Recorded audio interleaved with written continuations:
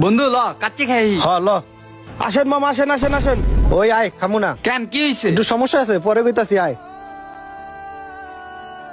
হ্যাঁ আমির এদিকে আসো। জি ভাই শোনো, তোমার জন্য আমার কাস্টমার সব ঘুরে যাইতেছে।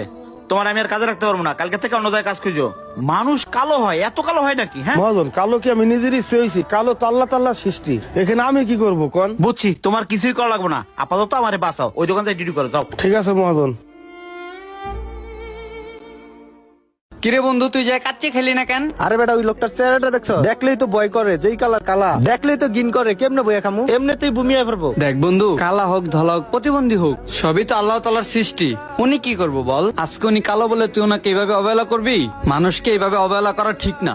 চল তোর আমি একটা জিনিস দেখাই, আয়। আচ্ছা ল আঙ্কেল আমার অনেক ক্ষুধা লাগছে, আমার করে তেহারি খাওয়াইবেন? এই দুনিয়াতে আমার কেউ নাই, আমি এতিম। আচ্ছা দাঁড়াও বাবা, দিতেছি তোমারে। দেখ লোকটা কালো হইলেও লোকটার মনটা অনেক ভালো রে। হ ঠিকই কইছস, ল যাই। শোনো বাবা, তোমার যখনই খিদে লাগে তুমি আমার কাছে চলে আসবা। আচ্ছা আঙ্কেল। আচ্ছা যাও।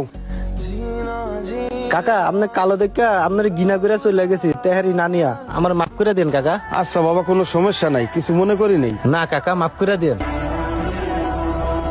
শোনো আমির, জি মহাজন। আমি তোমারে কালো দেখে অনেক অবহেলা করছি, তুমি আমারে মাফ করে দিও। কালো হোক ফর্সা হোক সবই তো আল্লাহ তাআলার সৃষ্টি, তুমি কিছু মনে রাখো না, প্লিজ মাফ করে দাও।